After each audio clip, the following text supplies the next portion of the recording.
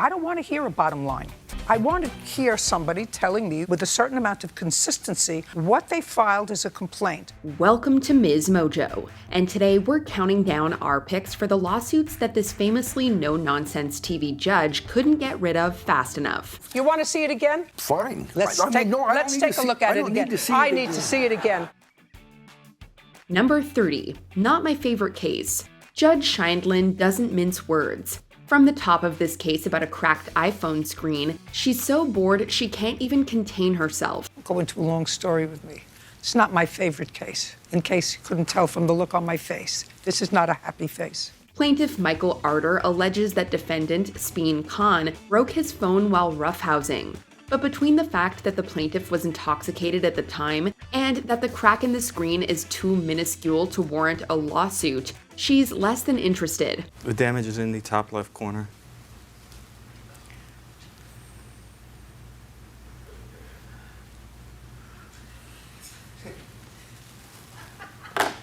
We're done here, Mr. Arter. Arter tries to argue that this has affected the way the phone works. Unfortunately for him, the judge is beyond done with this case. Number 29. I just changed my mind. It's rare that Judge Judy completely changes her verdict at the last minute, but it's usually when a litigant says something really, really stupid. Yes. Big mistake. Very big mistake. Plaintiff Mary Phillips took an offer for a vacuum demonstration. The result is a burn hole in the floor from a heat lamp the defendants used in her home. They insist that their heat lamp was not responsible for the damage. At first, Judge Judy is only going to award Phillips a fraction of what she's suing for. Oh, no, they're not doing that. I mean, it's terrible, but they're not doing the whole living room and foyer. That is, until defendant David Byram accidentally contradicts his wife's testimony, admitting the heat lamp did touch the floor for a few seconds. They pay dearly for their dishonesty. What was wrong with the heat lamp? There was nothing wrong with the heat lamp, and I hold that lamp the entire time. It touches the floor for maybe 2 seconds. Just changed my mind. Did you have the floor fixed? I have not had it fixed yet, Your Honor. Judgment for the plaintiff in the amount of $2,500. We're finished. Thank you. Number 28. A phone call. You know things are going to get interesting when the judge makes a phone call. You have made my day so much easier, Miss Denham, and I thank you very much for being so articulate and clear. Thank you. These litigants can't agree on the circumstances of this car accident. The defendant is already in hot water over driving without insurance, but it's Judge Judy's call to the witness that puts the final nail in his coffin.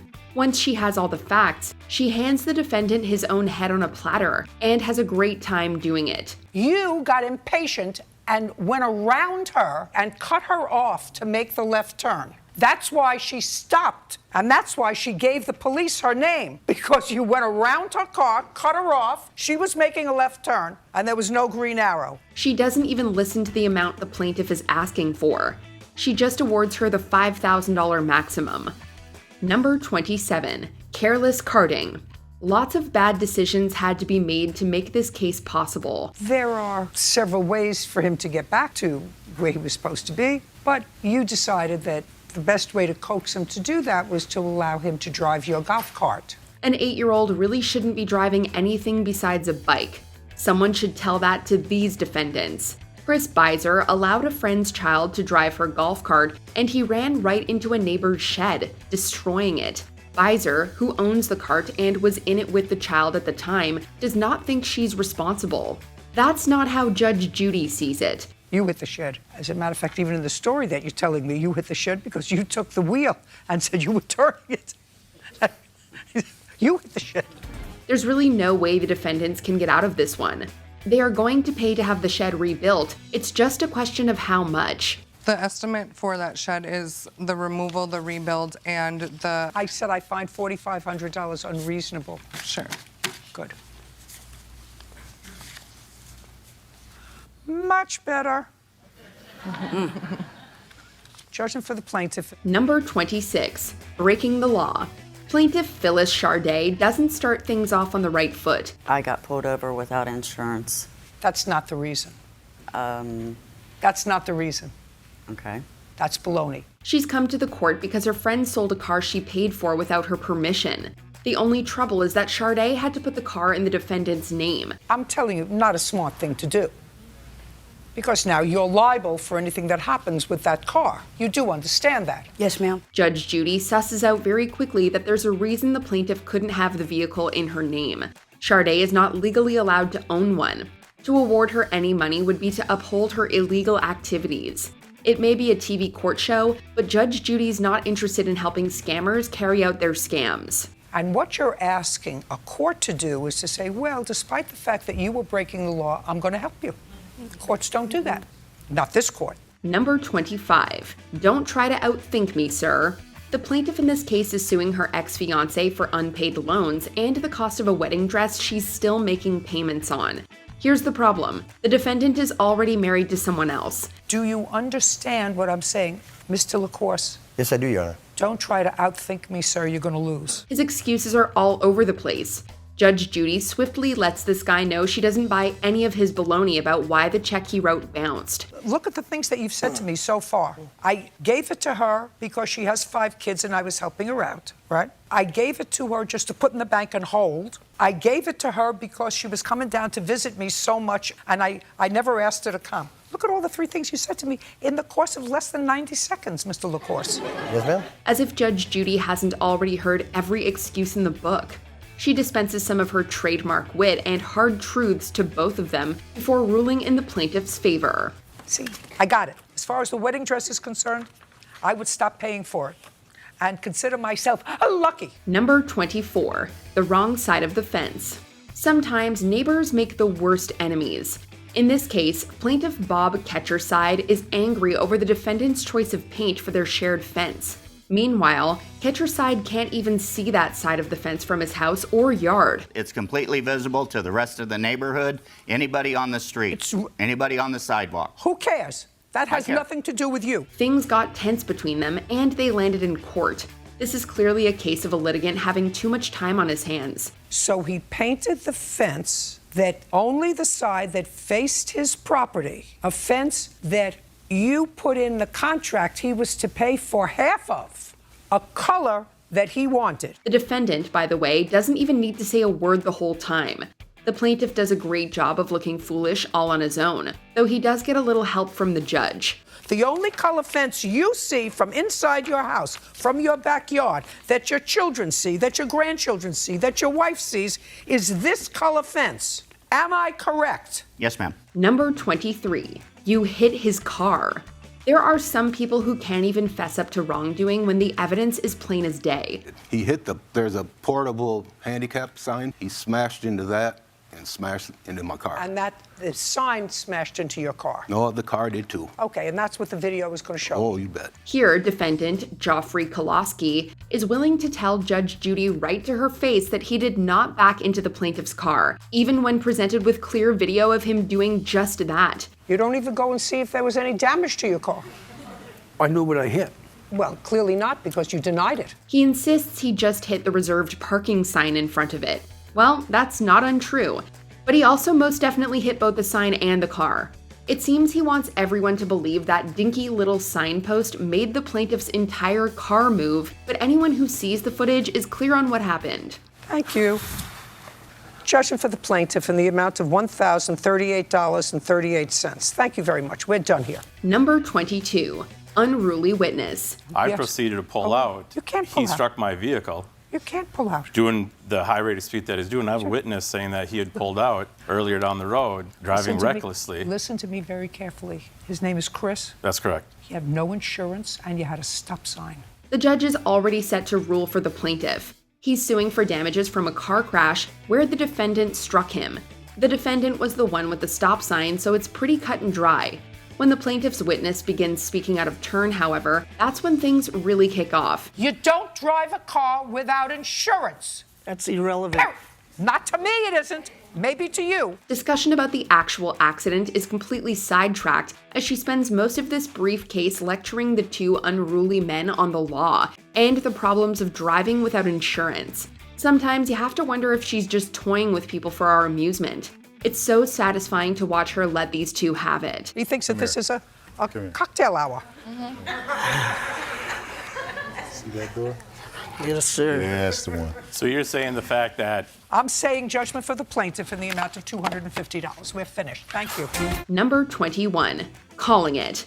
Litigants in Judge Judy's courtroom often try to call BS on the other one, but they usually don't say the word outright. That's exactly what plaintiff Raven Miyamoto did in this case about a college roommate arrangement gone wrong. We had been having issues beforehand, and there's already tension in the house due to Daisha's attitude towards me. Or because you were jealous. Whatever it was, you weren't getting along. And The judge was already over these two young women from the moment they started talking about past traumas. But then they got into a verbal spat right in the courtroom. Miyamoto not only says the word, she repeats it for the judge without apology. Avoiding profanity in Judge Judy's courtroom is probably the bare minimum, and Miyamoto can't even clear it. She tosses them out like two spoiled children. Your Honor, I have a countersuit. you're done. You're done. If you don't know where you are, that's your problem. Goodbye. Oh, there's no Honor, excuse. You need to step countersuit. out. Goodbye. Number 20. She can't stop interrupting. Kim Knoller is pretty upset that the defendant canceled the reservation he made with her motorcycle rental business. Luckily for her, she was able to keep the money he tried to have refunded. Now she basically wants more compensation for the inconvenience. Knoller has a no refunds policy. We know that because she keeps saying it over and over, even when the judge is talking. I think that you're a very bad businesswoman. Ma'am, I think he called that you 3 are, days later. I think that he you canceled 3 listen days to later. me. My but- policy is no hey, refunds. Miss Knoller. Miss It's in my Knoller. policy.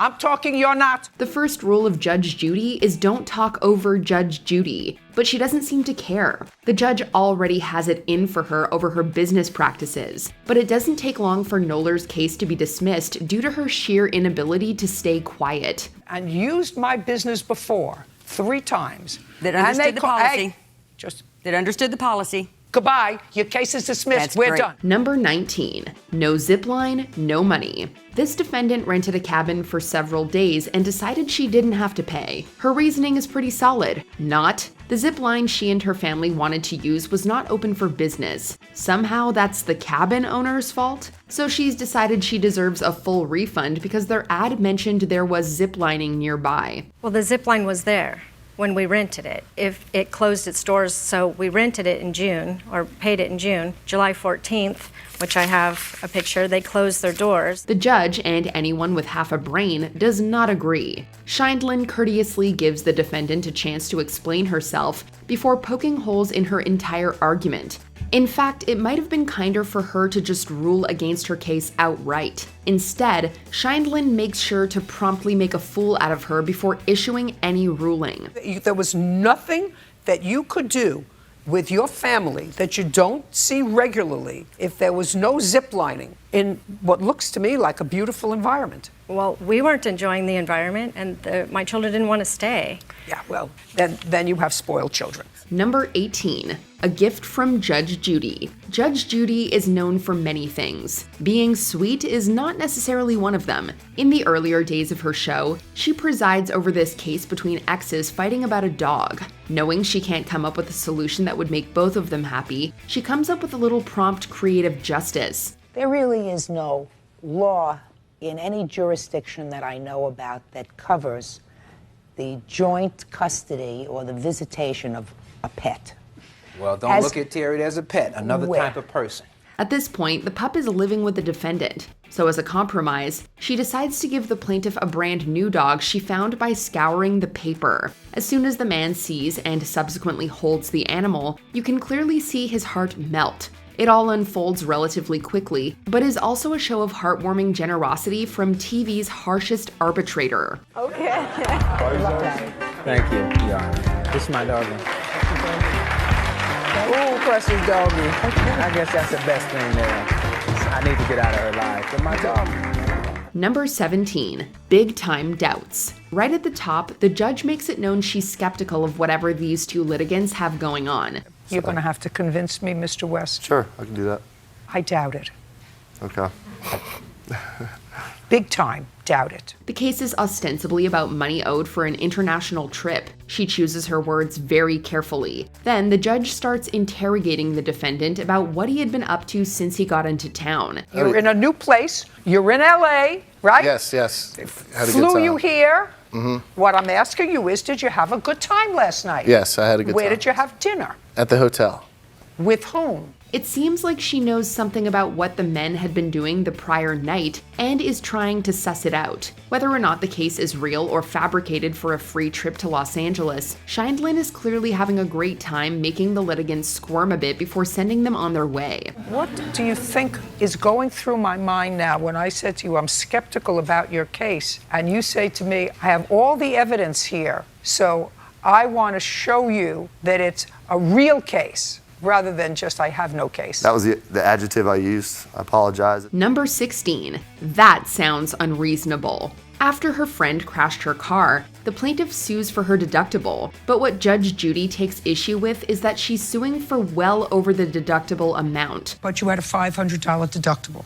Yes, ma'am. Which you want her to be responsible for because she had the accident. Yes, ma'am. Well, that doesn't sound unreasonable to me. But you're suing her for $3,000. Yes, ma'am. That sounds unreasonable to me.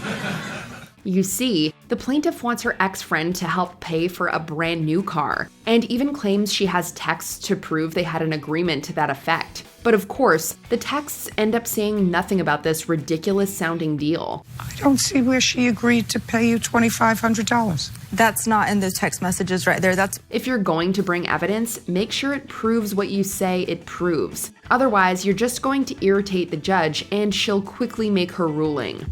Number 15. Couple tattoos. As soon as we hear it's going to be a case that involves matching couple tattoos, we know Judge Judy is going to be her understanding and compassionate self. Of course, the whole reason these two are in court is because the relationship didn't work out. And what kind of furniture did she buy you? It was a Serta mattress, king size, and the bed frame, and the TV. And you have a new girlfriend? Yes. Do you watch the TV with your new girlfriend? Yes. And you sleep on the mattress in the frame? Yes. You think it's right that the plaintiff pay for that? Already questioning their judgment, she goes about things pretty brutally and swiftly from then on, as she asks about owed furniture money. But between the defendant's new girlfriend speaking out of turn and his less than becoming language over text message, Judge Judy figures out which side she was on pretty quick. I don't believe. You don't believe what? Where did I say that I paid her? I told her I was going to pay for it. Would you show Shakespeare, please, the emails? The actual case is over in less than 5 minutes. Number 14. Your dog doesn't speak to you. There are a lot of topics Judge Judy has very strong opinions about. Responsible dog ownership is one of them. So when she essentially makes it clear that this plaintiff has no cause of action against the dog owner defendant, you know she believes it 100%. Do you have a dog? I do. Your dog doesn't speak to you? The plaintiff was watching the defendant's dog for her, and the pet was unruly, causing some damage to her home. She believes she's owed, even though she was in charge of the animal at the time. The judge quickly shoots down her argument, but that doesn't stop her from disagreeing. And if you've seen this show, you know how that's gonna go. I disagree with your... Goodbye! Parties are excused. You may step out. Judge Judy continues in a moment. Number 13. Allegations fly. In her younger and more patient days, the judge put up with a lot more disorderly conduct in her courtroom. While it may be plaintiff Charles Lanfried's case, his witness and the defendant end up getting into a verbal back and forth that completely derails everything. I picked her up. I went to his house because he had her kids. I dropped them off. I had to go to work the following morning, and I was staying in L.A. And my head is getting full of facts. It doesn't take long for the snide remarks and insults to turn into full-blown accusations of unflattering behavior. The judge awards Lanfried his money after less than 4 minutes, if only to get them all out of her hair. Still, the drama is far from over. Their heated exchange spills over into the hallway outside. How many friends buy you a convertible? How many friends buy you a tennis bracelet? How many people sign your apartment on your lease? How many people do this? Number 12. $5,000 for a $10 haircut. Judge Judy understands that the law is important, but so is good TV. If she wasn't interested in entertaining us, she wouldn't hear this case about someone so upset by his haircut that he's suing for a whopping $5,000. Just hope you don't use that against me.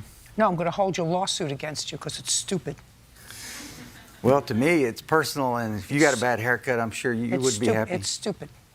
Your lawsuit's stupid. The defendant simply cut Carlos Campos's admittedly sparse head of hair too short. Campos seems to think it's a matter of principle. Judge Judy thinks it's a matter of stupidity and a desire to be on television. She skewers his lawsuit and his hairline in just a few minutes before sending him back home with only a $10 refund. I don't think you're cute. I'm not trying to be cute. Great. You're Good. trying to be cute. Good. You are cute. Mr. Campos, you are absolutely correct. That's why I have the job, and you get $10, and that's the judgment of the court. Goodbye. Number 11, super seriously. Plaintiff Shaughnessy Fahey has a lot to say. Even if the judge is talking, he thinks what he has to say is far more important. That's much easier listen, said than done. Listen to me. That didn't require an answer. That was a statement. That wasn't a question. He has to point out every nuance of every detail of every fact of the case, even when it contradicts his own sworn statement. The worst thing is that he probably was wronged. However, he grates on the judge's nerves so much that she flat out tells him she's done with the case. Well, this was my friend. You have to understand that too. You know, this was my friend. And it was an unhealthy environment. And I'm glad. I'm done. You're gone. And as quickly as it began, it's over. When he realizes what's happened, his incredulous response gives Judge Judy the opening for a brutal and efficient smackdown. Seriously? No, not seriously. Super seriously! Number 10, substance use disorder. I gave her, All right, Mr. Stemple.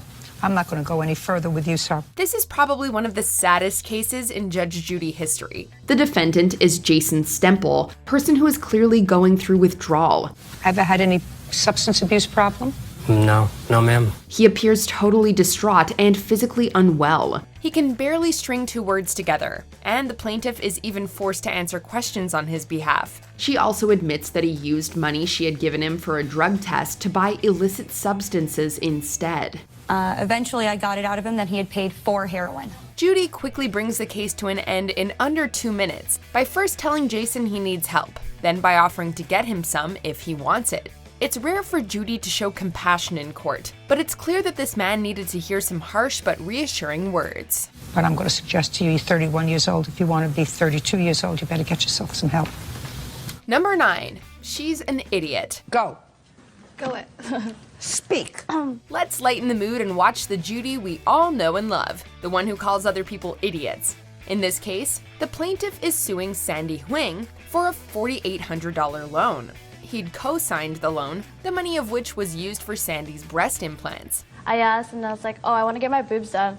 And afterwards, my boyfriend at the time said he was willing to pay for it. So why didn't he? He got arrested. I did not know that part. However, the plaintiff and friend, or perhaps former friend now, says that Sandy hasn't been making her payments. And Sandy says that she had considered the loan a gift. If he wasn't saying he gave me as a gift, so it's not my fault, right? Of course, he doesn't see it that way, and he wants his money. Judy absolutely annihilates Sandy and calls her an idiot before slapping her with the whole $4,800 bill. She's an idiot. Thanks. To top it all off, she states that Sandy shouldn't have any more children, lest she spread her stupidity. Ouch. That some people say that being an only child is not a good thing. In your daughter's case, perfect. Number 8, ruined iPhone. Here's a little tip for all you pranksters out there. If you break something, you have to pay for it, even if it was an accident. Defendant Ashley Hunter pushed her friend Jennifer into a pool and broke her iPhone, and Jennifer wants to be compensated. Fair enough. However, Ashley refuses to pay because it was an accident, and it, quote, wasn't malicious at all. And it wasn't malicious at all. I had no idea she had her iPhone. I felt awful after it happened. So. Well, you felt awful. That means you pay for it if you feel awful. Of course, Judy isn't having that ridiculous explanation, and she bluntly ends the case by telling Ashley to grow up and own her mistakes. The whole thing ends with Ashley explaining rocket science to Judy, or trying to. Seeing as how the whole room exploded with laughter, we don't think she succeeded. Simple as that. Isn't that rocket science? What is rocket science? Rocket science is when the scientists find out things about space. Number 7, bird monitor. You gave away your bird. to a good home, Your Honor. You That's gave what the ad says. away your bird. Lots of toys Put to it destroy. down, open up your ears and listen. Sometimes good intentions can land you in jail. This was almost the case for plaintiff Tracy Martin, who sold her pet parrot to the defendant. She later saw the parrot and believed that it was being neglected, as it didn't have any toys and, quote, looked horrible. Judy stops the case dead in its tracks because, quote, courts don't micromanage pets. She also states that once a transaction is made, the seller has no further responsibility or say over the pet's well-being. She doesn't want anything to do with you anymore. You gave her your bird. Exactly. This is true for private affairs, and it's also true for pet adoption centers.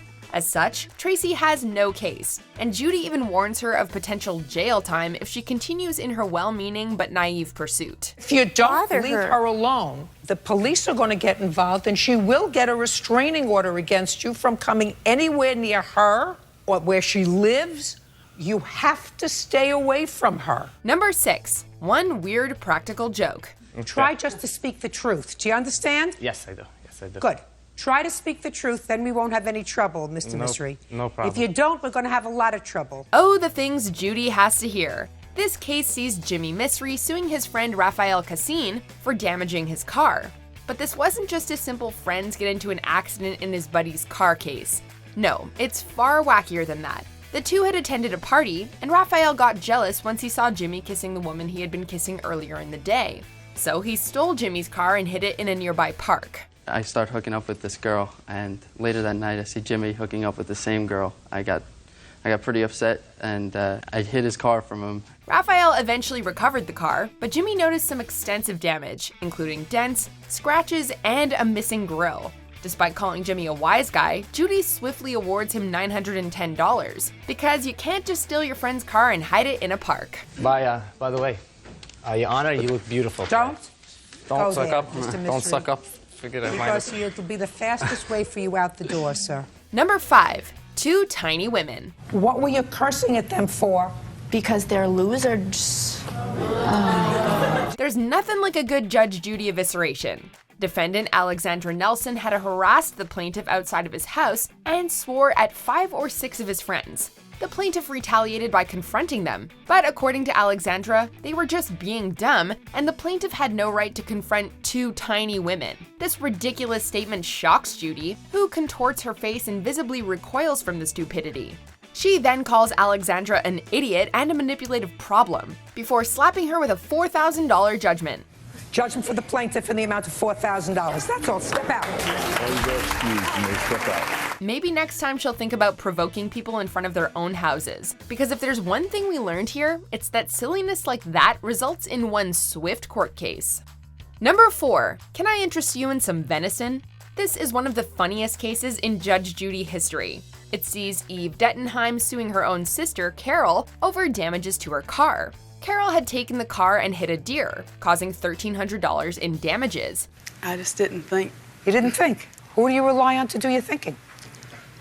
I just use it all the time, and she wasn't home, so I went over there to get the key and went, and the deer just jumped out in front of me. It sounds like a typical Judge Judy case, until you consider the finer details, like the fact that Carol took the carcass home, made venison stew, and offered some to her sister.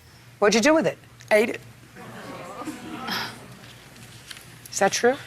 Yes, ma'am, and she even offered me some, but I'm not having rigor mortis stew. Or the wacky sitcom-esque declarations, like Carol defensively stating that the venison did not have rigor mortis. Or the audience desperately trying to contain their laughter. It was like watching a Judge Judy parody on SNL. Needless to say, Carol was forced to pay the damages. Turns out venison stew does not fix cars. So why don't you work? Because I don't have to. Well, you have to because you owe your sister $1,300. Yeah, I wasn't expecting to have to owe $1,300. Judgment for the plaintiff in the amount of $1,300. Thank you very much. Your Honor. Go back to Louisiana and be happy. Number 3, don't get comfy. Thank you, Bird. You're welcome, Judge. Don't get comfy. You're not gonna be here long? No. Okay. When Judy says don't get comfy, you know a verbal smackdown is right around the corner. That's exactly what happened when Brenda Powell sued her ex-roommate Angela Rust. Brenda was forced to move out of their apartment, and now she wants Angela to pay the difference between her new, more expensive apartment and the apartment she shared with Angela. However, Judy destroys her confidence with 4 words. That's not a case. That's not a case. So, sorry to tell you, we don't do cases like that because it's ridiculous.